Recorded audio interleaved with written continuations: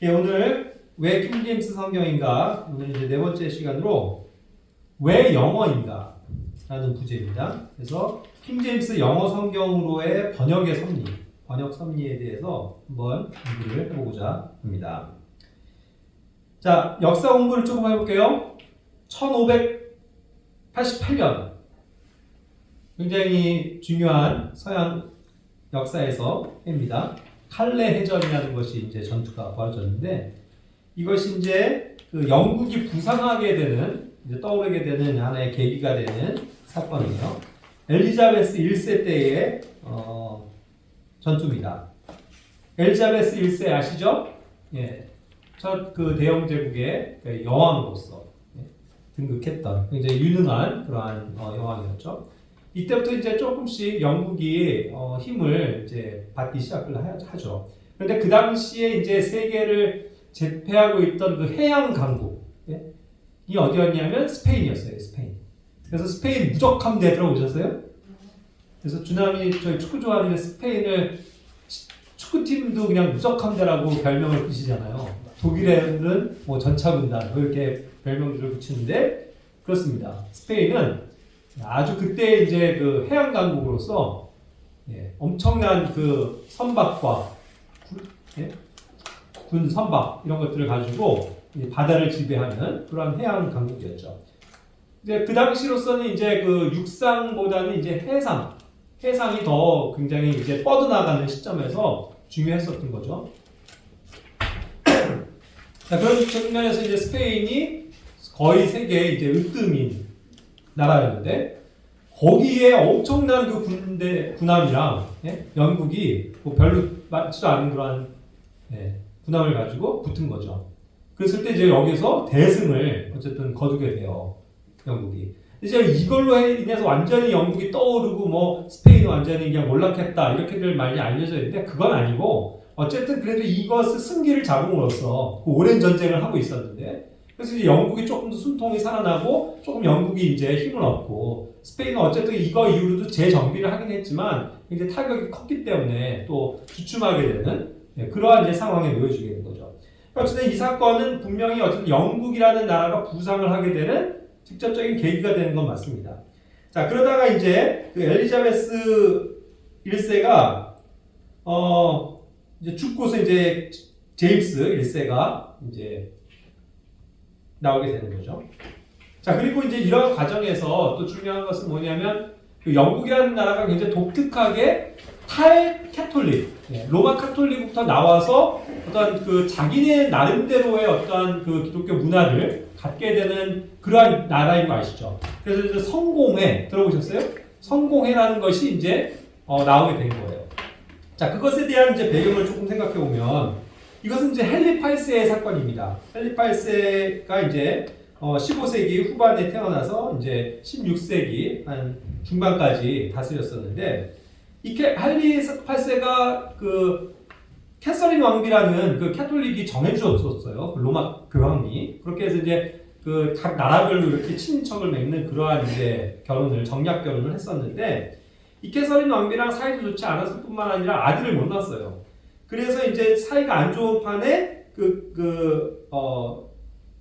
궁녀였던, 그 당시 궁녀였던 앤 물린이라는 하는 여자랑 이제 사랑에 빠져가지고 결국 이제 이 여자랑 결혼을 하려고, 그러니까 반대로 캐서린 왕비와는 이혼을 하고, 애도 못 낳고 뭐 여러 가지 이제 이유를 들어서 이혼을 하고 앤 물린과 이제 결혼하겠다, 이거를 이제 공표를 한 거죠. 근데 그 당시는 모든 이 유럽의 국가들이 다 어디에 동속돼 있어요?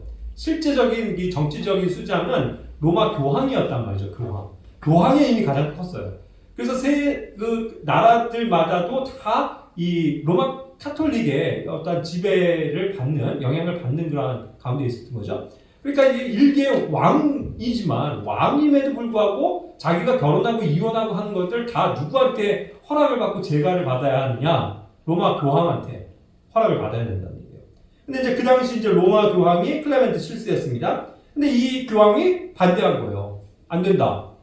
정치적인 이유도 있었고, 그리고 그렇게 이혼하고 그런 국면하고 또 결혼하고 하는 것은 인정할 수 없다. 그래갖고 이제 반대를 했죠. 그거에 이제 이 헨리 8세가 발끈한 거예요. 그렇게 해서 네가 뭔데 하면서 로마 교황을 박차고 나오면서 로마의 이제 영향력을 좀 벗어나려고 했던 거예요. 그렇게 해서 이제 수장령이라는 거를 단행하면서 영국의 로마 카톨릭으로부터 나와서 영국 국교회를 설립하게 된 거예요. 굉장히 유사한 형태이긴 합니다. 이게 제도적인 종교적인 틀에 있어서는. 그렇게 해서 자기들 나름대로 독자적인 이제 종교를 갖게 된 거예요. 그렇게 하면서 이제 로마의 감독권을 폐지시키고 이렇게 했었죠. 근데 이제 그 다음에 그 왕이 누구였냐면 여왕 메리 1세가 있었는데 이때는 다시 로마 카톨릭을 조금 복귀를 시켰어요. 이 여자는 친로마 카톨릭 그러한 여인이었기 때문에 그러다가 이제 그 다음에 이제 엘리자베스 1세 방금 우리가 얘기하는 그 엘리자베스 1세가 드디어 즉위를 하게 된 겁니다. 그러니까 첫 여왕은 아니었습니다. 죄송해요. 자, 그렇게 해서 이제 이 엘리자베스 1세가 드디어 이제 그 영국 성공을 중심으로 해서 종교 개혁의 정착기를 맞이하는 거예요. 근데 이제 문제는 그때는 또 그렇다고 해서 로마를 또 무시할 수는 없죠. 워낙 로마 교황청이 막강한 힘을 가지고 있으니까. 그러니까 거기랑 이제 적당히 이제 중립적인 외교도 펼치면서 로마 카톨릭과 그 성공회라는 그런 것과 이제 그런 프로테스탄트를 다 포용하는 정책을 썼어요. 그러다가 이제 그러고 있었는데 어떤 정치적인 이유 때문에 로마 교황이 이번에는 그때 이제 교황 비오 5세라는 사람이었는데 이 엘리자베스 여왕이 마음에 안 들지 않아. 그래갖고 이제 이 여자를 그냥 파문을 시켜버린 거예요. 그러니까 또 발끈한 거죠. 그래서 이제 완전히 로마 카톨릭과는 갈라서게 되는 이제 계기가 생기는 겁니다. 그렇게 해서 이제 영국의 국교회인 성공회는 독자적인 노선을 이제부터 갖게 됐고 특히 이제 그때는 로마 카톨릭부터 나와서 그 온건파 이제 칼빈주의 아시죠? 칼빈주의를 따르는 사람들의 그러한 교리들을 많이 끌어온 거예요. 그러니까 로마 교황청의 그 캐톨릭의 어떤 형태를 가지고 있지만 어떤 사상적인거나 이런 그 종교적인 것들은 주로 이제 칼빈주의를 이렇게 섭렵한 게 성공입니다. 그러다 보니까 온갖 사실 잘못된 교리들이 되게 많아요. 그래서 거기에서도 세례, 뭐 성찬예, 또 뭐 혼인 성사, 뭐 견진 성사, 고해 성사, 뭐 서품, 조병, 뭐 이런 여러 가지 복잡한 종류의 그런 예식들 많거든요. 성사 그런 것들을 행하고 또 이제 구약과 신약 성경 66권 외에도 이제 외경 14권을 캐톨릭이 보는 것처럼 그대로 정경이다 해가지고 이제 받아들였었던 게 성공회의 역사입니다. 자, 이와 같이 어쨌든 그러고 있다가 이제 문제는 엘리자베스가 이제 조금 이렇게 해서 대영 제국을 키우고 있는 시점에서 죽은 거죠. 그런데 이 엘리자베스는 그 자기가 나라와 그걸 위해서 저기 한다고 하고 또 로마 교황이 맺어주는 그러한 이 결혼을 거부한 채 혼자 끝까지 독신으로 살았어요. 그래서 후계자가 없이 죽었습니다. 그러니까 이제 그 마지막 죽을 때 누구를 왕으로 앉혀야 되냐 할 때 자기의 이제 그 조카였던 이제 그 스코틀랜드의 왕이었던 제임스 1세를 불러들인 거죠. 그래서 그를 지명하고서 죽은 거예요. 그래서 이제 이 제임스 1세가 즉위를 하게 된 겁니다. 1603년에. 그래서 이제 원래는 스코틀랜드의 왕이었는데 영국, 잉글랜드가 본토잖아요. 거기로 와서 이제 스코틀랜드와 잉글랜드를 경합하는 또 아일랜드까지 이걸 통합하는 그런 공동의 왕이 된 거예요. 그래서 원래가 이제 그 스코틀랜드에서의 원명이 이제 제임스 1세입니다. 그리고 실제로 영국으로 따졌을 때는 제임스 6세라고 부르는 거예요. 그러니까 이제 이게 뭐 킹제임스 성경 했을 때 킹제임스가 이 사람인데 제임스 1세라고도 불리고 제임스 6세라고도 불리는 이유가 여기에 있습니다. 자, 어쨌든 이와 같은 경우로 해서 이제 이 제임스 왕이 등극을 하게 되고 나라를 이제 좀 더 통합시켜 나가기 시작하죠. 그러다가 이제 1604년에 이제 이 킹제임스를 만드는 배경이 나온 건데 그 영국 성공회 국교회가 이제 예배에 사용할 수 있는 그런 표준 성경을 좀 만들어라 이렇게 이제 칙령을 내는 거예요. 이게 여러 가지 또 정치적인 이유도 있었어요. 왜냐하면 그런 것들을 정치적인 이 것들을 좀 통합하기 위한 그런 수단이기도 했고 또 실제로 그 국민들에게 성경을 빨리 읽히도록 하는 그의 어떠한 그 소망이 있었던 거죠. 그래서 이제 이 지시에 따라서 1611년에 이 킹제임스 성경이 번역되어진 겁니다. 완성이 된 거예요. 자, 그래서 이제 이것을 흠정역이라고 부르는 거예요. 우리가 사용하는 성경 킹제임스 흠정역이라고 얘기하죠. 그 흠정이 무슨 뜻이냐면 이게 왕이 직접 지은 서적을 흥정이라고 하는 거예요. 혹은 왕이 직접 명령을 내려서 이거를 제정해라, 저수를 해라 하고 편찬을 시킨 그러한 그 왕의 명령에 의해서 만들어진 책들 있죠, 서적. 그게 곧 뭐냐면 흥정입니다. 그래서 그 왕의 칙령에 의해서, 왕의 명령에 의해서 만들어진 성경이다라는 뜻으로 흥정 여긴 거예요. 이것은 이제 영어에서는 authorized version, authorized Bible 이렇게 얘기를 하잖아요. 그러니까 그게 뭐냐면 결국 이 authority라고 하는 거, authorize라는 게 뭐냐면 권한이 부여되어졌다는 얘기인데 왕으로부터의 직접 권한을 받은 그러한 성경이다라는 뜻이에요. 그러니까 왕으로부터 위임받았다. 예? 정식으로 그렇게 해서 왕의 인가를 받았다, 승인을 받았다라는 뜻을 가진 게 이 흥정, authorize라는 의미입니다. 그래서 위임되어진 성경이다. 그래서 이제 이것이 위임받았기 때문에 왕으로부터 위임받은 것이기 때문에 권위가 있다라고 하고 흥정이라는 말로도 쓰지만 권위라는 말도 쓰는 거예요. 그래서 우리가 또 재밌는 것은 이 한글로도 킹제임스 성경이 번역되었을 때 우리가 쓰는 성경은 흥정역이라고 부르지만, 그죠? 예를 들어서 그 강희종 형제님이 번역하시는 그 성경은 또 권위역이거든요. 이름이. 왜 권위역이에요? 그게 결국 권위라는 말로도 번역되어지기 때문이죠. 그리고 이일배 형제님이 번역하신 성경은 또 뭔지 아세요? 공인역이에요. 그건 이제 공적으로 인정받았다, 이와 같이 승인되어졌다라는 뜻으로 또 authorized를 얘기할 수도 있는 거죠. 그러니까 그와 같은 이름으로 이제 불려지는 게 이 킹제임스 성경의 유래입니다. 자, 그리고 이 킹제임스 성경이 그래서 왜 이때가 창간이 된 것이 중요하냐? 이때야말로 이제 그 세계가 지각 변동이 일어나는 거예요. 뭔가 이게 세상에 변화가 생깁니다. 뭐예요? 콜럼버스에 의해서 신대륙이 발견되죠. 그래서 많은 사람들이 이제 북풍 꿈을 안고 또 영국이나 뭐 이런 데서도 그 청교도들, 프로테스탄트들이 많이 박해를 받으니까 거기에서 이제 탈피해가지고 새로운 자유를 찾아서 신대륙으로 떠났던 거죠. 또 많은 사람들이 또 뭐 경제적인 이유 때문에 또 떠나기도 했지만, 그렇게 해서 우리가 잘 아는 1620년에 필그림 파더스라고 불리는 그 청교도들이 무슨 배? 메이플라워 들어보셨어요? 그 메이플라워호를 타고서 아메리카로 집단 이주하게 되죠. 그때 그 청교도들이 가지고 간 성경이 뭡니까? 그게 이제 그때로부터 시작해서 가져간 성경이 킹제임스 성경입니다. 그러니까 이 아메리카 땅에는 뭐부터 시작된 거예요? 뭐의 역사입니까? 킹제임스 성경의 역사인 거예요. 그죠? 그리고 그 아메리카로부터 시작해서 미국이 부흥하면서 나중에는 뭐예요? 복음이 전 세계로 전파될 때 역시 가지고 가는 성경은 킹제임스 성경이었던 거죠. 이와 같은 역사를 가지고 있어요. 자, 그렇게 보면 이 영국은 굉장히 중요한 나라예요. 여러분, 역사를 오늘 공부하지만 영국은 항상 희한하게도 로마랑 대항을 하는 나라예요. 로마랑. 지금 이 여러 가지 정치적인 이유가 있습니다만 영국은 항상 로마랑 대적해요. 로마에 항상 말을 잘 안 들어요. 그래서 로마도 항상 깨름직한 게 이 저 섬나라 영국이었거든요. 그래서 무자비하게도 탄압도 하고 그랬었죠. 근데 그것만이 아니에요. 그 옛날의 역사도 자고로 5세기부터 그 영국이라는 나라가 태동할 때 영국을 무슨 족이라고 그러죠? 앵글로 섹슨족이라고 그러죠. 이 앵글로족도 있고 섹슨족도 있는데 최다 또 스코트족, 그건 스코틀랜드의 조상들이에요. 그런 이 민족들이 한결같이 역사적으로는요 로마에 대항을 했었던, 끝까지 대항을 하고 굽히질 않았던 자존심 있는 민족이에요. 그래서 이제 그런 역사 영화들 많죠. 항상 로마에 막 대항해갖고 싸우는 앵글로족, 섹슨족, 뭐 스코트족 뭐 이런 거.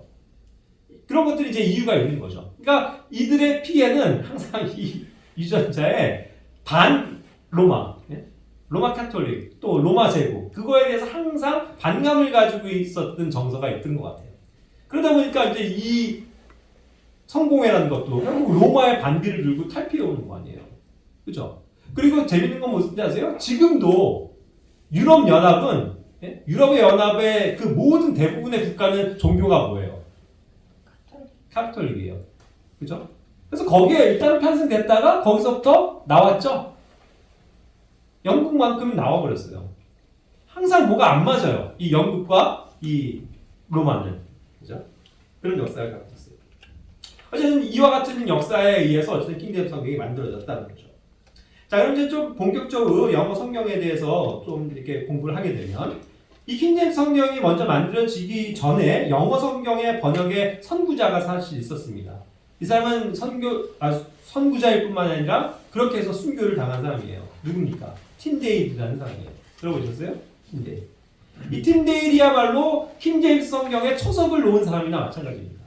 그가 이제 로마 카톨릭이 잘못됐다는 걸 깨닫고 역시 그는 로마의 잘못된 것, 로마 카톨릭이 잘못된 것들을 부르짖고 올바른 복음으로 돌아갔었던 사람이거든요. 그래서 그러한 개혁자들과 함께 움직였었던 사람이에요. 그런데 그가 성경을 번역해야 된다는 생각을 한 거죠. 그래서 그는 이와 같이 얘기해요. 나는 교황과 그의 모든 법에 도전하며 만일 하나님께서 목숨을 살려주신다면 앞으로 몇 년 내에 쟁기를 끄는 소년이 교황보다 성경을 더 많이 알게 할 것이다 라는 유명한 말을 하면서 성경 번역에 대해서 목숨을 걸기 시작했죠. 그런데 엄청나게 핍박을 받아서 결국 이제 독일로 도망치게 돼요. 그래서 독일에 가서 이제 거기에서 번역 작업을 시작하게 되죠. 그런데 그러한 번역 작업도 심탄치가 않았습니다. 그래서 그가 만든 번역된 성경을 없애려고 그냥 그 주교들, 로마 카톨릭의 주교들은 무수히 많이 이제 핍박을 했고 또 색출을 하고 그걸 빼앗고 그랬었죠. 그러던 가운데서 이 패킹턴이라는 사람이 있는데 이 사람이 이제 틴데일 친구예요, 사실. 그런데 이 사람이 그런 영국의 그런 주교들과 사제들한테 가서 이제 좀 속임을 한 거예요. 어떻게 보면. 내가 당신들이 요구하는 그 틴데일의 만든 성경 다 내가 싹 다 가져와갖고 불태워버리게끔 도와주겠습니다. 그러니까 나를 지원해 주십시오. 해갖고 그들이 너무 좋게 여겨갖고 그 사람한테 이 모든 재정적인 후원을 아끼지 않고 그 틴데일을 만든 성경을 다 회수해라. 명령을 준 거예요. 그래서 이 돈을 가지고 진짜 틴데일이 만든 초기 성경을 다 사가지고 와서 갖다 줬어요. 그래갖고 실제로 그 성경들을 다 불태워버렸어요. 그들은 엄청 막 환호를 치면서 좋아했겠죠. 성공했다고. 근데 이것이 오히려 반전이 있었던 거예요. 어차피 틴데일이 초기에 만들었던 번역했던 성경은 여러 가지 문제가 많았어요. 그래서 틴데일조차도 이거 빨리 없애버리고 제2 수정된 거를 만들어야 되겠다 생각을 했던 거거든요. 근데 돈이 없잖아요. 근데 그 전에 만든 초판들을 이 로마 교황청들이 다 사들이니까 돈을 굉장히 많이 벌게 되는 거예요. 그래서 그 돈으로 오히려 인쇄기를 사가지고 그냥 다다다다다 이 판부터는 막 엄청나게 많이 찍어낼 수 있었던 거예요. 와. 놀랍죠? 반전. 그러니까 하나님의 그런 반전이 있었던 거예요. 자, 이와 같이 이제 열심을 내가지고 이제 성경을 번역했죠. 그랬을 때 역시 카톨릭은 성경을 번역하는 것 자체가 불법이다. 이건 이단이나 하는 짓이다. 이건 이단이 될 수밖에 없고 이런 성경을 읽는 자는 다 이단에 빠질 수밖에 없다 하면서 심각하게 경고하고 이것을 빼앗으려고 했었던 거죠. 그러다가 이제 결국은 감옥에 갇히게 돼요. 근데 거기에서도 2년 동안 갇혀 있는 동안도 그 틴데일은 훌륭한 성품과 또 인품과 복음을 전하는 그러한 열심을 가지고 살면서 많은 사람들에게 복음을 전하면서 이제 마지막을 맞게 되죠. 결국 이 사람은 화형당합니다. 화형당하는데 화형당하면서도 이 고통을 더 준다는 그런 적에서 목을 매달아서 이중으로 목을 매달아서 숨 막혀서 질식하는 가운데서 화형을 당하게끔 그렇게 아주 막 극악무도한 죄인으로 로마 카톨릭은 이 사람을 화형시켜버렸어요. 하지만 이러한 그 사람의 수고로 결국 틴데일 성경이라는 것이 만들어지고 그 다음에 이 틴데일의 친구였던 또 커버데일 그의 후원자였죠. 함께 했었고 커버데일이 또 그 틴데일 성경을 마저 또 완성시키는 작업들을 하고 그로부터 또 매튜 성경이라는 것이 나오고 태버너 성경이라는 것도 나오고 또 비숍 성경이라는 것도 나오고 그 다음에 제네바 성경이라는 성경도 나옵니다. 이게 다 영어 성경이에요. 영어 성경의 뿌리가 이와 같이 쭉쭉쭉쭉 이제 틴데일 성경으로부터 오게 되는 것입니다. 그죠? 그렇게 해서 결국 영어 성경의 종류만 해도 몇 가지예요. 킹제임스 성경까지 오는데 이제 7개의 과정을 7단계를 거쳐서 킹제임스 성경이 만들어지는 거죠. 그래서 이 틴데일 성경은 굉장히 그러한 초기 영어에도 많이 이바지했고 실제로 이것이 많이 반영이 되세요. 킹제임스 성경의 약 70% 80%까지가 거의 대동소이하게 이렇게 반영이 되었다고 하죠. 이러한 어떠한 사람들의 수고가 있었던 거예요. 그리고 그전에는 예전에 한번 말씀드렸습니다만 위클리프라는 사람도 로마 교황이 로마 카톨릭이 잘못됐다는 걸 부르짖으면서 올바른 이제 개혁을 하긴 했죠. 그러나 그가 번역했던 건 안타깝게도 저번에 배운 것처럼 제롬의 라틴 벌게이트를 가지고 번역을 했기 때문에 좀 온전하지가 않았었던 그런 측면을 가지고 있지만 어쨌든 이 틴디의 성경은 킹제임스 성경의 초석이 되는 성경이다라고 알고 계시면 돼요. 이와 같은 이제 역사 공부를 우리가 한 겁니다. 결국 이제 성경을 이해하기 위해선 이 킹제임스 성경만 가지고는 킹제임스 성경이 100% 옳습니다. 이걸 알 수가 없잖아요. 이건 역사예요. 예수님이 살아계셨던 것도 역사였던 것처럼 이 킹제임스 성경이 어떻게 유래되고 만들어졌는지를 우리가 역사를 통해서 또 제대로 조명을 해봐야 된다는 거죠.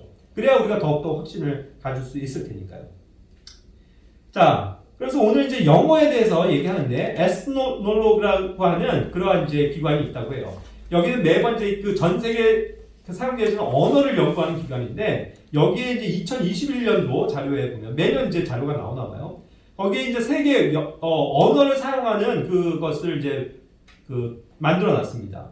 분석을 해놨는데. 자, 여러 가지가 있지만 제가 1위부터 12위까지의 세계에서 가장 많이 사용되어지는 언어의 종류에 대해서 그들이 밝혀놓은 자료를 인용을 할게요. 자, 12위가 독일어입니다. 1억 3,500만 명이 사용하고 있죠. 그리고 독일, 오스트리아, 벨기에, 룩셈부르크 같은 유럽 연합 4개국의 모국어이고 또 스위스랑 리히텐슈타인 같은 데서도 의사소통에 사용되는 공식 언어죠. 굉장히 많은 또 나라들이 사용하고 있습니다. 11번째가 인도네시아어예요. 인도네시아어는 사용 인구가 1억 9,900만. 그리고 인도네시아가요, 굉장히 놀라운 게 세계에서 10번째로 큰 경제 규모를 자랑하는 나라예요. 경제 규모에 있어서는 인도네시아가 10번째라고 합니다. 그런 나라의 공식 언어다. 자, 10번째가 우르두어입니다. 우르두어는 생소하시죠? 이게 뭐냐면 결국 파키스탄이 사용하는 언어래요. 2억 3천만. 그런데 이 언어를 배우면요, 결국 어원이나 이런 게 뿌리가 같기 때문에 힌디어도 쉽게 알 수 있고 아랍어도 배울 수 있고 또 뭐 편자부어라는 것도 함께 사용할 수 있는 그런 언어라고 해요. 9번째가 포르투갈어입니다. 사용 인구가 2억 5,800만. 결국 라틴어 기반 언어인 그 스페인어와 유사한데 미국에서도 12번째로 많이 사용되는 언어고 미국 외에도 결국 앙골라, 그 다음에 브라질은 포르투갈어 쓰는 거 아시죠? 앙골라, 카보베르테, 동티모르, 마카오, 모잠비크, 옛날 그러니까 포르투갈의 식민지였던 그런 나라들이 여전히 포르투갈을 사용한다는 거죠. 8번째로는 러시아어. 역시 2억 5,800만이지만 그 9위보다는 약간 앞서나 봐요. 러시아의 공식 언어죠. 그리고 여전히 많은 국가에서 사용되죠. 왜 그렇습니까? 예전에 그 구소비에트 연방, 소련 연합이 있을 때 거기에 있는 나라들이 다 러시아를 배우고 썼습니다. 그리고 이제 러시아는 이제 자원 기반 경제잖아요. 그러다 보니까 유럽에서 이제 영향력이 막강하죠. 그러니까 뭐 천연가스도 잡고 있고. 그러니까 이제 2030년까지는 이런 어떤 러시아의 러시아가 굉장히 많이 이렇게 사용되어진다는 것입니다. 7번째가 프랑스어. 2억 6,700만 명. 프랑스어는 굉장히 나라가 많아요. 29개국에서 공식 언어로 사용하고 있다고 합니다. 예. 그리고 그 중에서도 7,960만 명이 프랑스어를 제1 언어로 사용하고 나머지 1억 8,740만 명이 프랑스를 제2 언어로 사용할 정도라고 하죠. 캐나다 같은 큰 나라도 프랑스와 영어가 이제 양분이 되어져 있죠. 그 다음에 6번째가 벵고러. 벵고러는 이제 힌두교를 중심으로 한 인도의 언어입니다. 2억 6,800만. 그래서 이제 또 다른 인도의 아리안 또 언어가 있다고 하는데 이제 그 부류라고 해요. 그 다음에 5번째가 아랍어. 사용 인구가 2억 7,400만. 사우디아라비아, 이집트, 팔레스타인, 레바논, 이라크, 모든 우리가 알고 있는 이 아랍 국가들이 다 이거를 사용하고 있죠. 결국 25개국 이상이 이제 공식으로 사용하는 언어입니다. 그리고 4번째가 이제 스페인어. 5억 4,300만. 역시 스페인어도 남미를 가보시면 알지만 남미가 다 죄다. 예? 이 스페인에 아까 얘기한 식민지였기 때문에 다 스페인어를 사용하죠. 그래서 20개국의 이제 공식 언어라는 거죠. 그리고 유엔에서도 이제 공식적으로 사용하는 6개 공식 언어 중 하나고. 3번째가 힌디어. 이게 이제 힌두교를 중심으로 한 인도의 언어죠. 또 인구도 최다국이에요, 지금. 워낙. 그죠? 그런 이제 큰 인도 나라의 이제 언어죠. 그 다음에 이제 두 번째가 중국어입니다. 근데 이제 중국어도 이제 뭐 광둥어가 있고 뭐 여러 가지 있다는 거 아시죠? 그래서 우리가 아는 일반 중국어는 이제 중국 북경어라고 부르는 건데 이게 이제 11억 2천만 명으로 추산되죠. 물론 근데 더 많은 인구가 사용할 거예요. 중국 사람들 얼마나 많습니까? 그리고 이제 마지막 대망의 1위가 어디냐면 영어인 거예요. 영어가 사용 인구가 13억 5천만 명이 공식적으로 사용하는 거예요. 아예 일상적인 의사소통의 언어로 이와 같이 13억 명이 넘는 사람들이 이 언어를 사용합니다. 그리고 국제 비즈니스의 공식 언어가 뭐예요? 지금은 영어가 된 거예요. 자, 이와 같이 이제 많은 어떠한 그 나라들, 민족들이 특히 이제 1위가 영어를 사용한다는 거죠. 그리고 뭐 거의 뭐 제2 외국어처럼 제일 많이 배우는 게 뭐예요, 오늘날? 영어죠. 그래서 하나님께서는 이 영어를 오늘날에 이것이 영어가 가장 많이 쓰여지게 된다는 걸 아시고 영어를 선택하신 것 같아요. 자, 그런데 놀랍게도 제가 이렇게 좀 색깔로 분류를 해놨지만 이게 종교적으로도 한번 의미를 따져볼 필요가 있어요. 말하자면 개신교가요, 이 영어권이 많아요. 아세요? 영국, 뭐 미국, 호주, 뭐 캐나다도 이제 개신교들 볼 때 영어 쪽이 대부분의 영어를 쓰고 영어가 많이 전파된 나라는요, 어김없이 복음이 활발하게 전파가 된 나라예요. 이미. 그렇죠?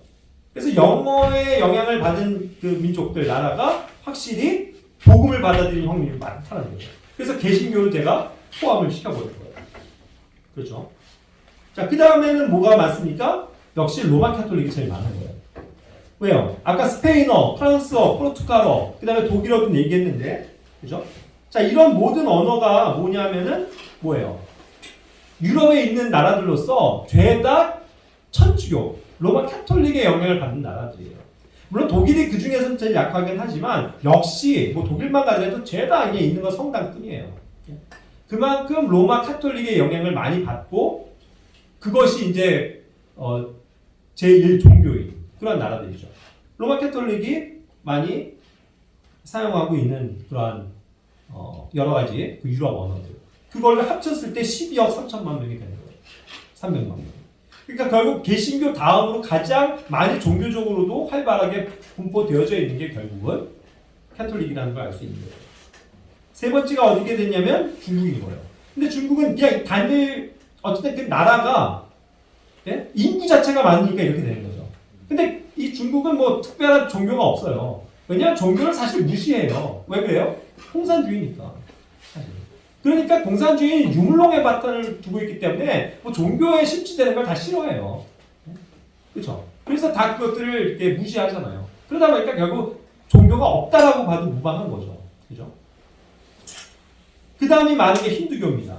아까 그 인도와 벵골어를 합쳐서 8억 6,800만 명이라는 거죠. 굉장히 많은 사람들이 사실 힌두교에 집중이 되어 있는 거예요. 역시 이제 그런 면에서 이제 복음화가 안 되어 있는 거죠. 그 다음이 이제 7억 300만이 이슬람교예요. 아까 얘기한 아랍어, 그리고 인도네시아, 파키스탄도 결국은 다 이슬람권이거든요. 이런 나라들의 또 파워가 굉장히 센 거죠. 그 다음이 마지막으로 이제 러시아를 생각하면 러시아 정교회 같은 경우가 2억 5,800만이 되는 거예요. 그죠? 그러니까 이런 언어를 봐도 세계의 종교의 흐름을 알 수 있는 거예요. 그죠? 영어가 활발한 나라는 민족은 복음화가 많이 되어져 있다. 기정사실이에요. 그죠? 그리고 유럽의 대부분의 나라들은 전통이 뭐예요? 로마 카톨릭으로 시작된다. 그 영향 가운데 있다. 그러니까 오히려 그들이 복음과는 굉장히 거리가 먼 민족들이죠. 진정한 복음과는. 그렇죠? 무늬만 종교적이고 뭐 하나님 얘기하지. 그들은 다 하느님이죠. 네? 그렇지 복음과는 상관없다.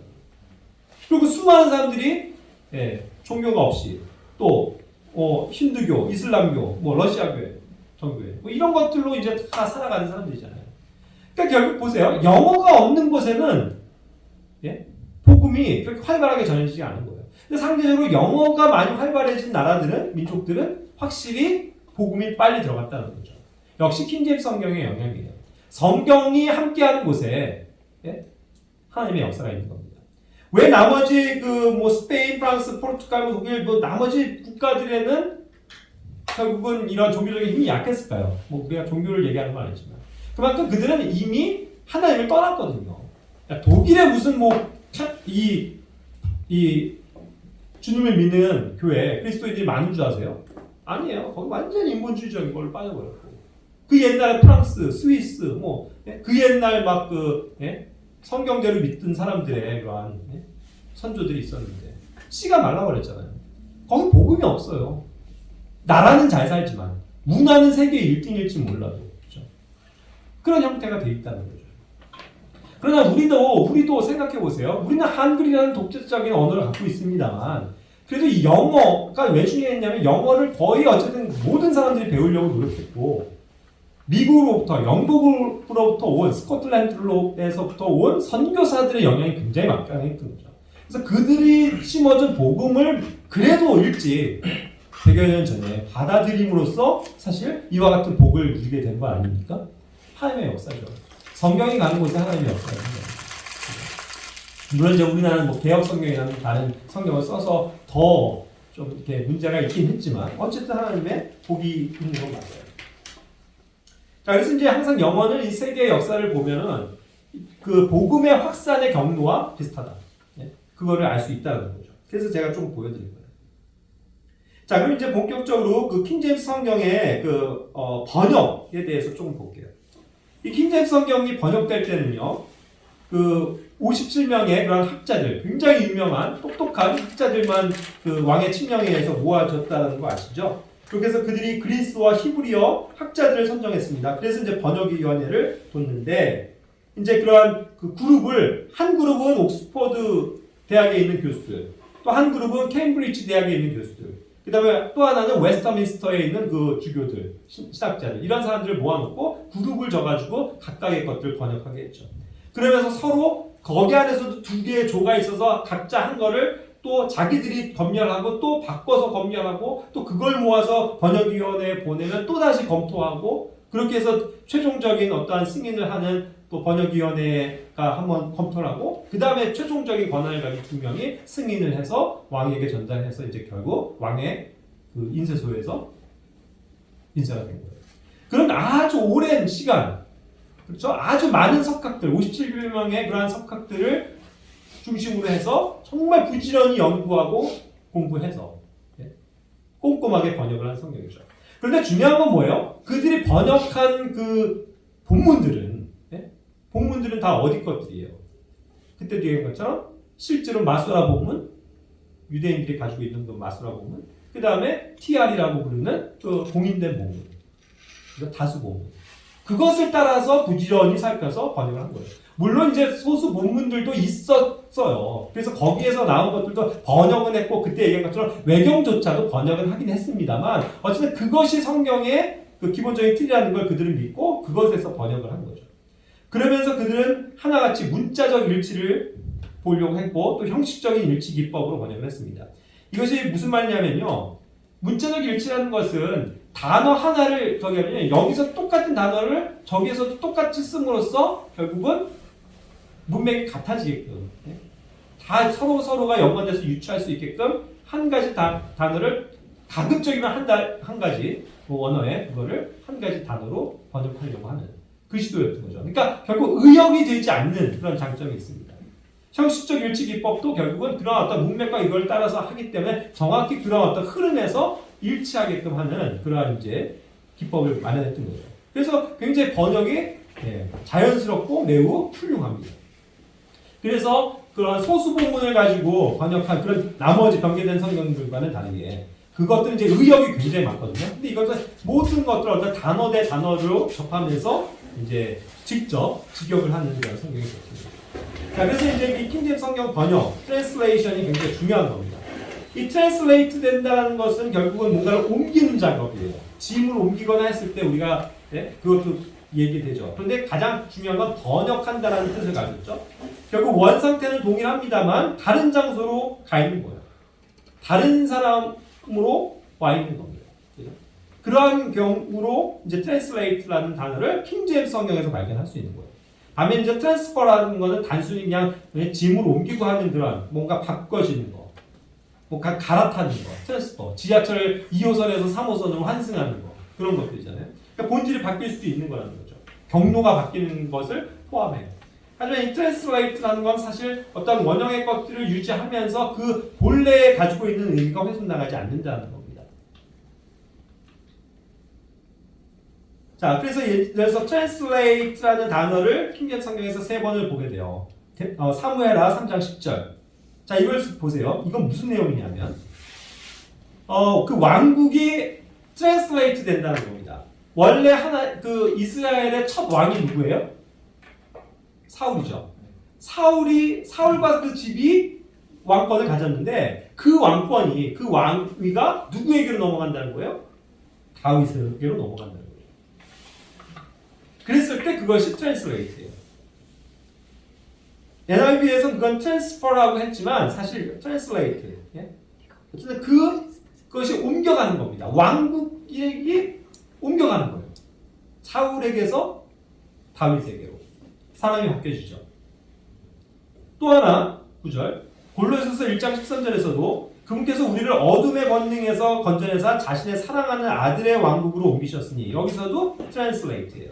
근데 역시 NIV 같은 성경에서는 트랜스레이트라는 단어를 사용 안 하죠. 그냥 가져왔다 이렇게 했는데 옮겨진 거예요. 우리의 상태가 그렇다는 거예요. 우리가 본질상 자녀는 자녀인데 누구의 자녀예요? 본질상 사탄의 진노의 자녀들이죠. 그렇죠? 그런데 그런 우리를 하나님의 왕국으로 사랑하는 아들의 왕국으로 옮겨버리신 거예요. 그래서 하나님의 자녀로 바꿔주셨죠. 네? 완전히 다른 세상으로 우리를 옮겨주셨단 말이에요. 그게 트랜스레이트 된 거예요. 더 좋은 곳으로 지금 옮겨가고 있죠. 상향되고 있죠. 네? 뭔가 더 좋아지고 있는 상태가 됩니다. 마지막 구절인 히브리서 11장 5절에서도 나오죠. 믿음으로 에녹은 옮겨져서 죽음을 보지 아니하였으니 하나님께서 그를 옮기셨으므로 그들이 찾지 못하였느니라. 그죠? 여기서 옮겨졌다라는 것이 뭐예요? 트랜스레이트. 옮겨졌다. 어디서 어디로요? 이 땅에서 어디로요? 하나님 계신 곳으로 옮겨졌다. 트랜스레이트. 항상 그래서 트랜스레이트는 뭡니까? 더 성경에서 얘기하는 트랜스레이트는 나쁜 거예요? 좋은 거예요? 좋은 거예요. 다 좋아지는 거예요. 완전히 바뀌어버리는 거라고요. 그런데 NIV는 그런 것들을 생각 안 하죠. 이것이 킹제임스 성경이 가진 놀라운 신비예요. 우리를 하나님께서 좋은 곳으로 옮기셨습니다. 그렇죠? 결국 계시가 향상된다는 뜻을 가져요. 이 트랜스레이트는. 향상된 계시 트랜스레이트입니다. 분명히. 결국 세대적 경륜을 우리가 이해해야 되는데 세대가 바뀌죠. 네? 세대적으로 운영하시는 하나님의 방식이 바뀐다고요. 사울에게서 다윗으로, 그죠? 아브라함에게서 이삭으로, 그죠? 이스라엘에게서 교회로, 이 땅에서 하늘로, 그죠? 죽음에서 생명으로 다 이게 뭐라고요? 트랜스레이트 되는 거죠. 그렇다면 성경도 마찬가지라는 거죠. 하나님이 주셨던 원본에서 그 민족들에게 주시는 새로운 언어로 트랜스레이트 된다. 번역되었습니다. 이게 킹제임스 성경이 가진 놀라운 신비가 아닐까요? 자, 그러니까 생각해 보세요. 이 트랜스레이트가 얼마나 놀랍게 작용되었습니까? 하나님께서 먼저는 히브리어로 헬라어로 성경을 기록하게 하셨습니다. 그렇죠? 그런데 이것이 다 트랜스레이트 된다는 거예요. 뭘로요? 문자적으로 이해할 수 있는 사람들을 위해서 라틴어로, 그 아람어로 사용하고 있는 그 유대인들이 이해할 수 있게끔 아람어로. 그러다가 이제 이 모든 민족에게 이제 이 복음이 선포되면서 스페인 사람들에겐 스페인어로, 프랑스 사람들에겐 프랑스어로, 이탈리아 사람들에겐 이탈리아어로, 독일 사람들에겐 독일어로, 그리고 최후에 부강하는 그 영어를 쓰는 사람들에겐 영어로. 이와 같이 단계적으로 계속 하나님께서는 트랜스레이트라는 방법을 사용하셨다는 거예요. 인류 역사 가운데. 그래서 우리 영어 킹제임스 성경이 드디어 완성이 되어진 겁니다. 이 모든 것을 묶어서 트랜스레이트 되는 과정들을 최종적으로 종합해서 영어 킹제임스 성경이 나왔다. 이거죠. 그렇게 해서 이 영어 킹제임스 성경으로부터 모든 또 이 각종 언어들이 파생이 됩니다. 그래서 모든 민족에게 이 킹제임스 성경이 번역이 되어졌던 거예요, 사실. 중국에도, 일본에도, 뒤늦게 한국에도, 자, 얼마 전에 들었어요. 몽골에도, 그죠? 몽골에도 킹제임스 성경이 번역됐죠. 그런데 놀랍게도요, 이 킹제임스 성경은요, 세상에 800개 이상의 언어로 번역이 되었었어요. 자잘한 여러 가지 얼마나 많은 부족들, 민족들이 있고 언어들이 있습니까? 무려 800개 이상의 언어로 이 킹제임스 성경이 번역되어졌다니까요. 놀랍죠? NIV 성경은요, 하나도 없어요. 그럼 변개된 성경들은 번역이 안 됐어요. 다른 나라로. 그냥 그걸로 끝나고 그 사람들이 보지. 킹제임스 성경만큼은 정말 복음을 가진 사람들이, 예? 그 19세기부터 시작해서 19세기 말부터 시작해서 모든 복음을 가지고, 예? 나아갈 때에 항상 그런 민족들을 변화시키고 복음을 전하는 데 있어서 필요하니까 성경을 번역했다는 거예요. 항상 영어 성경을 가지고 썼어요. 지금까지도 어떤 미개민족 뭐 그런 무족에게 들어가서 성경이 필요하겠는데 해가지고, 예? 학자들 동원해서 히브리어 뒤지고 헬라어 뒤져서 번역 안 한다고요. 시간이 빨리 필요하잖아요. 빨리 번역해야 되잖아요. 제일 공인되어졌고 확실한 성경이 뭡니까? 킹제임스 성경이잖아요. 하나님께서 그렇게 일하신 거예요. 그래서 킹제임스 성경을 아주 빨리 번역해서 민족들에게, 부족들에게 사용되어졌다는 거예요. 놀랍게도. 그래서 800개 이상의 언어로 지금 킹제임스 성경이 다 번역되어진 거예요. 히브리어나 헬라어를 번역한 게 아니고. 이해가 되세요? 얼마나 놀라운 겁니까? 그렇죠? 그런데 그것도 생각해 보세요. 왜 그렇다면 그 오늘날에도 NIV 성경도 있고 NASB도 있고 뭐 굉장히 많은 성경들이 있는데 왜 그걸 가지고 그들은 뭐 그게 쉽다 그러잖아요. 그거 가지고 왜 번역을 안 할까요? 생각해 보신 적 있어요? 왜 유독 킹제임스 성경만이 이렇게 번역이 됐을까요? 뭘 것 같아요? 능력이 안 된다기보다도 또 뭐 여러 가지 이유가 있겠습니다만 전 이것도 생각해요. 그 예를 들어서 NIV 성경을 가지고 뭐 필리핀의 뭐 따갈로 민족의 뭐 따갈로 언어로 번역한다. 예를 들어서 쳐봅시다.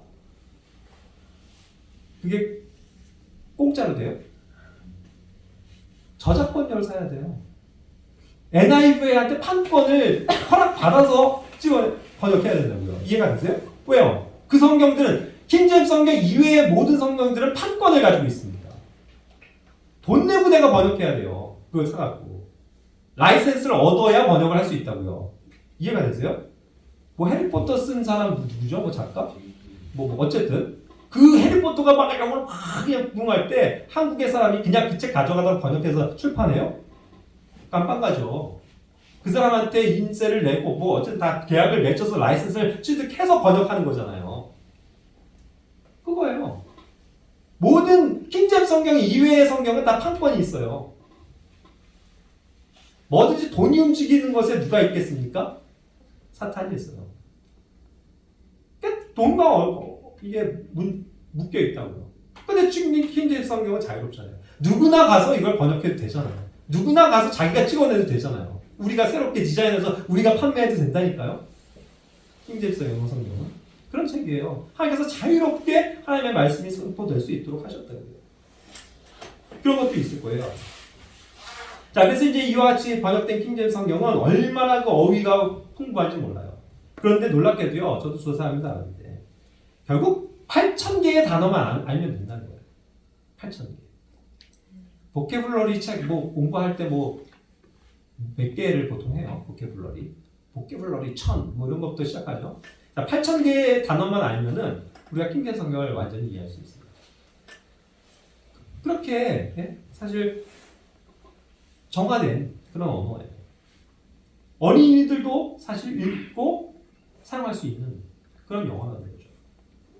그리고 또 이것이 그 옛날의 고어를 가지고 있지만 thy, thee, thou 이런 어떤 단수와 또 그다음에 복수로 사용되는 이 뭐 you, your 뭐 이런 식으로 복수가 이런 것들이 나눠져 있기 때문에 정확하게 어떠한 대상을 하고 있는 것들을 다 사실 고유를 해주는 거거든요.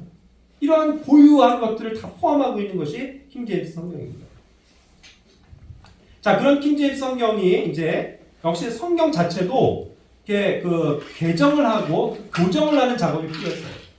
그것도 약 이제 여러 번에 걸쳐서 이제 총 4번에 걸쳐서 번역이 됐다고 하는데, 그러니까 개정이 됐다고 하는데, 결국 우리는 이런 말씀을 믿는 거죠. 성경 자체가 불완전하기 때문에 개정된 것이 아니고 하나님께서 보존하시는 과정에서의 어떤 교정들도 필요했을 거라는 거죠. 시편 12편 6절 7절에서는 우리는 믿습니다. 하나님께서 이 말씀들을 순수하게 보존시켜 주실 것을, 그리고 은과 같이 정제되는 그런 어떤 과정을 통해서 더 완전케 하시는 주님의 섭리가 있다는 걸 믿는 거죠. 그렇죠? 자, 그래서 이제 1611년부터 이 킹제임스 성경은 총 4번의 교정 작업을 받게 됩니다. 자, 우리가 사용하고 있는 킹제임스 성경 영어 보시죠? 이 영어가 지금 1611년에 번역된 영어가 아니에요. 이해가 되시죠? 1611년에 거기서 처음으로 번역이 되었고 그 다음에 계속 교정 작업이 있었다는 겁니다. 그런데 이거 변화는 뭐냐면요, 내용 자체를 수정하는 게 아니고, 그래서 본문의 변화는 없고요. 초기 그 인쇄 과정에서 있었던 단순한 오류들 그런 것들을 수정을 하고, 또 철자법이 시대가 바뀌면서 바뀌죠. 뭐 우리나라도 뭐 쌍시옷으로 했던 걸 뭐 그냥 시옷으로 바뀌고 뭐 이런 여러 가지 있잖아요. 그런 것처럼 시대가 바뀔 때마다 철자법이 바뀌니까 그런 것들도 바뀔 수 있는 거죠. 그 다음에 구주점 같은 것들의 변화가 있었습니다. 1611년에는요, 사실 많이 찍어내지 못했었어요. 그리고 1611년에 출판했었던 딱 그 인쇄본은 고딕체로 인쇄를 했었어요. 고딕체. 그런데 1612년부터는 모든 킹제임스 성경이 로마체로 바뀌었어요. 이거 시대가 바뀌어서 그래요. 그 전까지는 화려한 어떤 뭐 고딕체 이런 것들이 저기를 했었기 때문에 고딕체로 많이 사용을 했다가 시대가 바뀌면서 이제 로마체로 바뀌어버린 거예요. 그래서 글자 자체의 어떤 그런 것들이 변화가 모양상에 있어서 생겼던 거죠. 그리고 이제 1611년에 좀 대량 인쇄가 이어지는 거고 11년에는 이제 완성돼서 그런 것들이 많지는 않다는 거죠. 자, 그래서 이제 11년에서 12년으로 넘어가는 과정에서도 변화들이 생기는 거예요. 어쩔 수 없이. 이건 본문의 내용과는 상관이 없다고요. 자, 여기서 보시면 U라는 게 그 당시에 고딕체 U였는데 이것이 로마체로 고딕체로는 V로 썼다고요. U를. 그러니까 예전 고딕체로 보면은 love가 LOUE로 돼요. us도 VS로 사용을 했다고요. ever라는 단어도 EUER로 사용을 했단 말이에요. 이런 것들이 1612년부터 바뀌어진 거예요. 오늘날의 형태로. 그게 무슨 뭐 대단한 무슨 성경이 뭐 문제가 있기 때문에 변화된 겁니까? 아니라는 거죠. 그러다가 뭐 예를 들어서 1629년에서도 많이 바뀌었는데, 이때는 이제 워드 박사, 보이스 박사라는 사람이 이 애초에 처음에 킹제임스 성경의 그런 걸 번역했었던 번역위원들 중에 하나인데, 그들도 이제 여기에 이제 수정해야 될 게 많다는 거, 철자나 이런 거 잘못된 것들이 많다는 걸 알고 이들이 또 직접 인쇄에 참여해서 많은 것들을 교정을 했어요. 교정본이 나온 거죠. 1632년에도 또 단순 인쇄 오류를 수정한 흔적들이 있고요. 그러다가 이제 1638년에 대부분의 교정이 완료가 되는 시점이 이때예요. 그래서 그 이유는 이제 모든 철자법들이 이제 그동안 변화를 했었는데 그런 데서 이제 많은 변화들을 가져왔다는 거죠. 그러다가 이제 1762년은 또 역시 그런 것들이 철자법이 현대화되고 또 이탈릭체 같은 것들도 집어넣고 하면서 이제 다시 교정을 한 본이 이제 케임브리지 판이 나오고, 그로부터 계속적인 시도에 의해서 1769년에 옥스포드 판이라는 킹제임스 성경이 이제 나옵니다. 그러니까 이전에 있었던 역시 그 인쇄 오류, 철자, 그다음에 이제 우리가 보는 남의 기록들이 있죠. 예? 뭐 이것을 뭐 로마에서 뭐 사도 바울이 썼다, 뭐 이런 이제 난회된 그런 것들 자료를 다 이제 첨가를 해준 그런 작업들인 거예요. 그다음에 이제 도입부에도 뭐 야고보가 쓴 서신 뭐 이렇게 있죠. 그런 것들 다 집어넣는 거죠. 그러한 개정 작업들이 이제 시작이 된 거죠. 자, 그래서 이제 우리가 사용하고 있는 이 영어는 어디에 이제 기반을 두고 있냐면 이 1769년 이 판을 기준으로 한다는 거죠. 그래서 오늘날에 대부분 인쇄되는 킹제임스 성경의 표준이 다 이 1769년 판을 따르고 있습니다. 이해가 되세요? 네. 역사를 좀 배우는 거예요. 그리고 뭐 1702년에도 단순 인쇄 실수들이 또 눈에 띄고. 그러니까 이제 다 그런 것들이 나는 거예요. 자, 예를 들어 볼게요. 복수에서 이제 S가 누락된 거예요. 그런 걸 다시 이제 첨가하는 거죠. 그리고 또 뭐 그런 것도 있어요. Y라고 되어져 있는 이 철자가 순간 그 인쇄 공들이 잘못해갖고 라이프로 바뀐 거예요. 그런 것들 찾아내는 거예요. 그래서 이제 수정하는 거. 쉬를 해야 되는데 히로 S가 탈락이 됐다든가 뭐 그런 것들도 있고. 시편 119편 161절처럼 프린세스라는 그 단어, 그리고 통치자들이라고 말하는 그 구절이 어떤 판에서는 프린터스로 바뀌어버린 거예요. 인쇄공이 돼버린 거죠. 그러니까 이건 단순 실수잖아요. 인쇄공들에. 그러니까 이제 그것도 수정하고. 그 다음에 성경이 아무렴 가능하라고 하겠어요? 근데 어떤 몇 년 판에는 너는 가능하지 말라. 이 단어에 not이라는 단어가 순간 빠져버린 거예요. 떨어져 나간 거예요. 자리에. 그럼 말이 안 되잖아요. 가능하라고요? 아, 우리가 큰 실수네 하고서 다시 수정했다 이거예요. 고린도전서 6장 9절에서도 불의한 자가 하나님의 왕국을 상속받지 못할 줄을 너희가 알지 못하냐 했는데 거기서도 not이 빠졌어요. 순간 실수로. 어떠한 인쇄공들의 실수겠죠. 그럼 그런 것들 이제 다시 not을 집어넣고 하는 그러한 단순한 실수들을 교정한 것이다. 라는 거예요. 그래서 킹제임스 성경이 무효하다는 거에서 수많은 이제 반박들을 하는데 킹제임스 성경도 그래서 오류가 많고 뭐 엄청나게 많은 변화가 있었다. 뭐 400개 이상의 변화가 있었다. 이런 것들은 다 무시하셔도 좋다는 얘기예요. 킹제임스 성경은 단순히 그러한 시대적인 흐름에 있어서의 인쇄공들의 실수, 그런 활자 체계의 그 인쇄기들의 어떠한 그 발전이 아직 안 됐기 때문에 생겨난 실수들일 뿐 내용이 바뀐 것은 없다. 그런데 카톨릭은 항상 어쨌든 또 주장하는 건 뭡니까? 그런 것보다 오래된 사본이 권위가 있다 해서 이 공인 본문, 다수 본문을 가지고 번역한 킹제임스 성경을 무시하는 거죠. 그리고 오히려 자기네들이 가지고 있는 조금 가지고 있는 그 사본들, 변개된 사본들을 가지고 이게 진짜야 하면서 얘기하잖아요. 예를 들어서 바티칸 사본, 신의 사본. 이런 건 1%밖에 안 되는 종류의 사본이에요. 근데 그게 너무 보존이 잘 돼 있어요. 그러면 거기에 이제 도서관이 있으니까. 그죠? 왜 도서관에 있겠어요? 그리고 왜 이렇게 보존이 잘 됐겠어요? 성경은 읽기 위한 책인데 아무도 안 읽고 그냥 딱 꽂아 놓으니까 보관이 잘 됐겠죠. 그럴 뿐일 뿐, 뭐 어떠한 뭐 권위도 인정할 수 없다는 거죠. 안 읽어서 보존 잘 될 뿐이에요. 오히려 성경들은 얘네들 사람들이 필사하고 사람들을 돌아보고 막 그냥 침이 말이지 그냥 해서 읽고 하니까 더 많이 손상이 되고 소실이 되잖아요. 그럼 또 다른 필사본을 만들어냈었어야 됐다고요. 그렇죠? 그러니까 오히려 다수사본들은 그렇게 생성이 됐고 이렇게 읽지도 않은 성경들은 오래 방치가 돼 있으면서 보존이 됐었던 거죠. 자, 그런 어떠한 카톨릭의 주장에 그대로 편입해서 웨스트코트와 호르트 이런 이제 또 사람들을 아시게 될 겁니다. 이들이 이제 카톨릭 사본을 토대로 해서 공인 본문을 제껴버리고 수정 본문 해갖고 그거를 다 수정을 자기네들이 마음대로 막 해버린 거예요. 그래서 1881년에 이들에 의해서 이제 영국의 개혁 성경이 출간이 되죠. 이 두 사람은요 카톨릭 신자고 또 당연히 또 뭐 다윗의 진화론을 옹호하는 사람이고 뭐 신령술 이런 거 쫓아다니는 이런 한심한 사람들이에요. 근데 이런 사람들에 의해서 이제 성경이 번개가 되기 시작했던 거죠.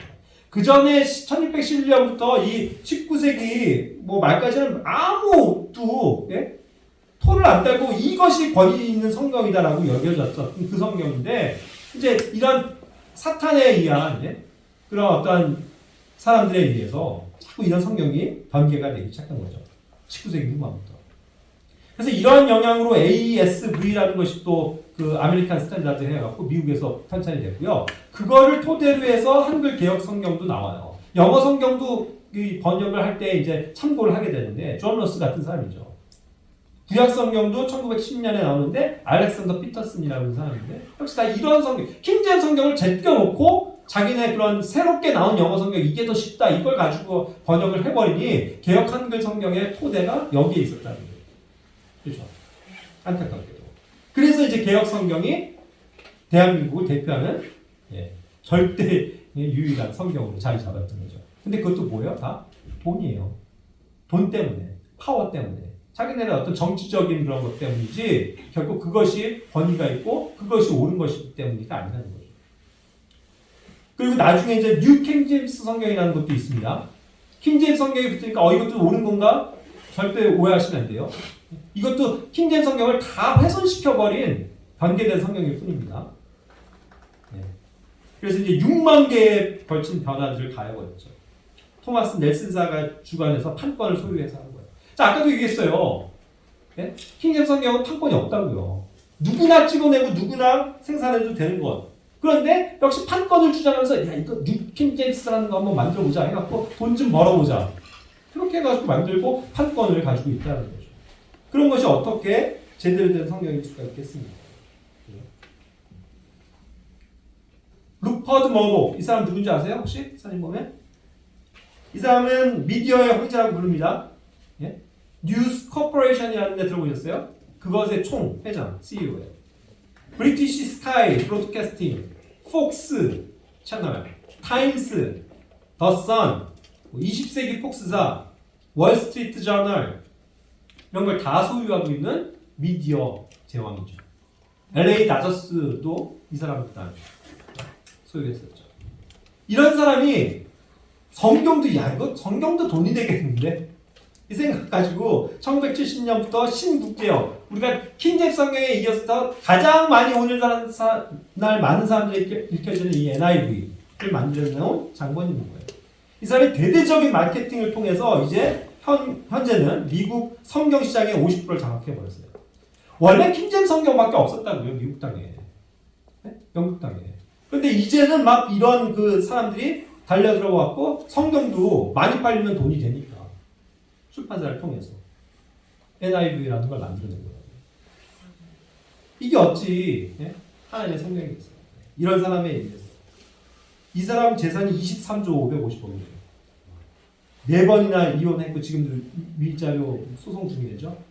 두 번째 이혼했을 때는 위자료가 자그마치 1조 1000억이었고요. 세 번째 사람과 이혼했을 땐 2조 원 플러스 알파입니다. 지금 네 번째 부인과 이혼 소송 중. 이런 사람입니다.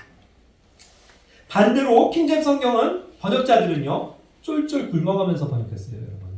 왕이 칙령을 내리고 왕이 후원을 한 것처럼 해갖고 후원 잘 받아가면서 했겠지 오산이에요. 명령만 킹제임스는 내렸지 그냥 알아서 하게 한 거예요. 그래서 이들이 정말 배고파서 아무도 지원 못 받는 가운데서도 정말 사명감을 가지고 했었던 거예요. 돈 한 푼 안 받고 몇 년 동안.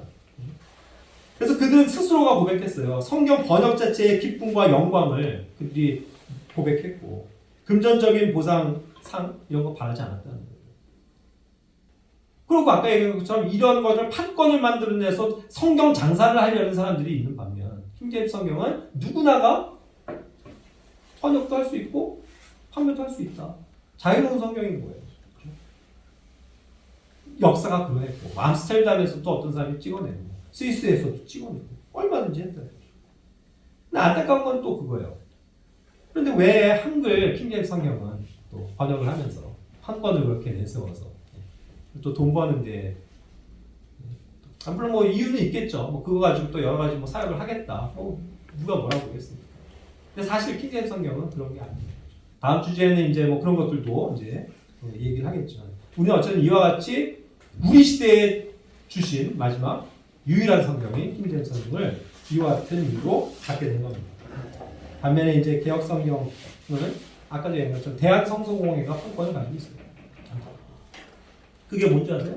그게 로마 교황청이 가지고 있는 세계 성서공회의 부서예요. 그러니까 개혁 한글 성경 이거 다 돈 사면 다 그 판권이랑 이런 게 어디로 들어가는 거예요? 로마 카톨릭으로 들어가는 거예요. 그러니 이 성경을 안 쓰고 한국 교회들 일부가 막 킹제임스 성경 사용한다 하는 거 좋아하겠냐고요. 그러니까 지금도 핍박이 많은 거예요. 그러나 우리에게 이 주신 귀한 성경, 킹제임스 성경 이것을 우리는 정말 목숨같이 여기면서 하나님께서 주신 유일한 성경이라는 어떤 자부심을 가지고 나가셔야 된다고요. 당당히 우리가 얘기해야죠. 킹제임스 성경이야말로 하나님께서 주신 유일한 우리 시대에 주신 유일한 성경입니다. 말할 수 있어야 됩니다. 그것이 우리의 믿음이 돼야 합니다.